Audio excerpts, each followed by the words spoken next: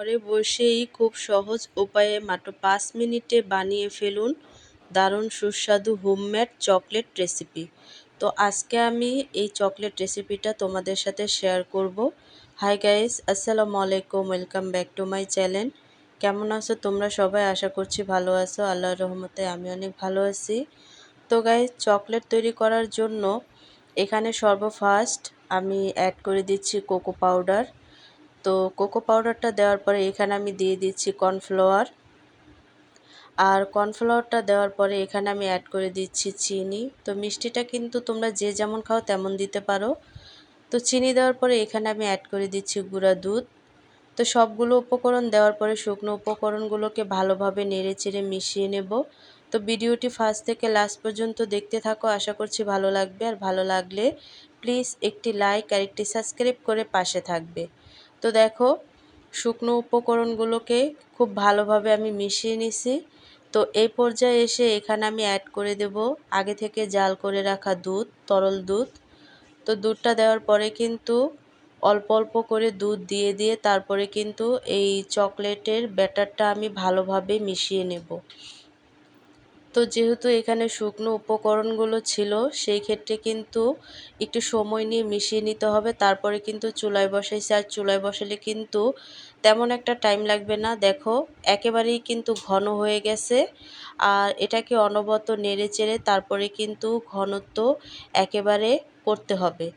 আর এই সময়ে কিন্তু নাড়াটা বন্ধ করা যাবে না, অনবরত নেড়ে চেড়ে নিতে হবে, নয়তো দেখা গেছে নিচে লেগে যাওয়ার ভয় আছে। তো দেখো, এভাবে করে নাড়তে নাড়তে আমি একটু টাইট করে নেব।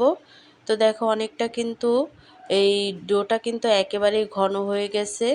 তো এভাবে করে আরেকটু নাড়াচাড়া করে তারপরে কিন্তু এই চকলেটটাকে আমি তৈরি করে নেব। আর এভাবে নাড়তে নাড়তে দেখবে চকলেটটা হয়ে গেছে। তো চকলেটটা হয়ে যাওয়ার পরে এক সাইডে রেখে এখানে আমি নিয়ে নিছি বিস্কিট। আর এই বিস্কিটগুলোকে হাত দিয়ে ভালোভাবে ছোট ছোট গুঁড়ো করে তারপরে কিন্তু নিতে হবে। ব্লেন্ডার ঝাড়ে কিন্তু একেবারে গুঁড়া করে নিবে না, এটা হাত দিয়েই কিন্তু গুঁড়া করে নিতে হবে। তো এভাবে করে আমি ছোট ছোট টুকরো করে তারপরে কিন্তু এই বিস্কিটগুলোকে ভেঙে নেব। তো আধা ভাঙ্গা করে নিলেই হবে, আর এটা হাত দিয়েই করা যায় খুব সহজে। তো খুব সহজেই কিন্তু বিস্কিটগুলোকে আমি গুঁড়া করে নিছি, দেখতেই পাচ্ছ।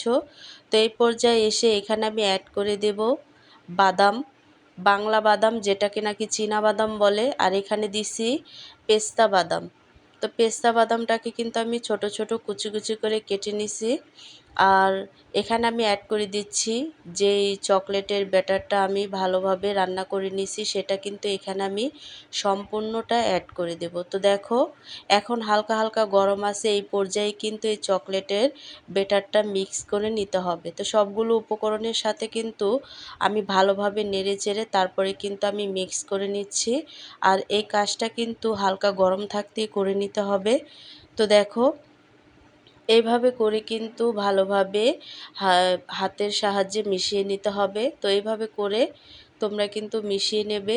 তো দেখো, চকলেটটা কিন্তু রেডি হয়ে গেছে। এই পর্যায়ে এসে যেই মোল্ডে আমি সেট করে নেব সেখানে হালকা একটু ঘি মেখে আমি তারপরে কিন্তু এখানে আমি চকলেটের ডোটাকে সেট করে নেব।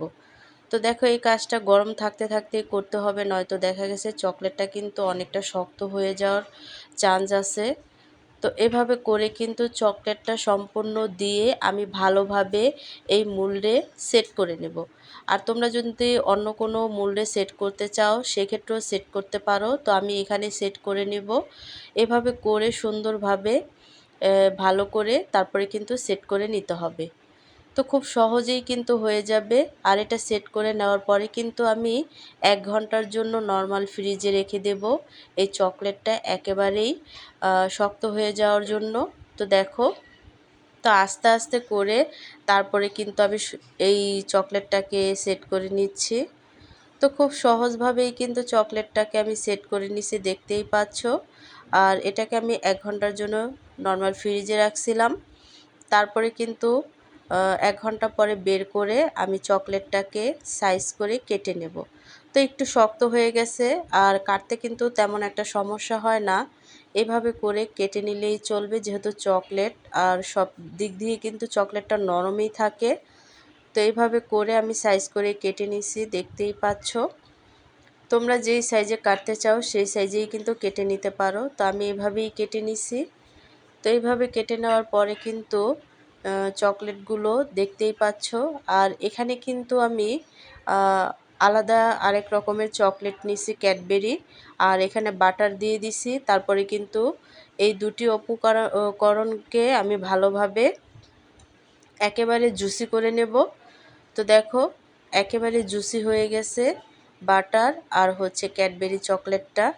তারপরে কিন্তু এইখানে আবার আমি এই চীনা বাদামটা অ্যাড করে দিছি। আর এই বাদামটা দিলে কিন্তু চকলেটটা খেতে অনেক দুর্দান্ত লাগে।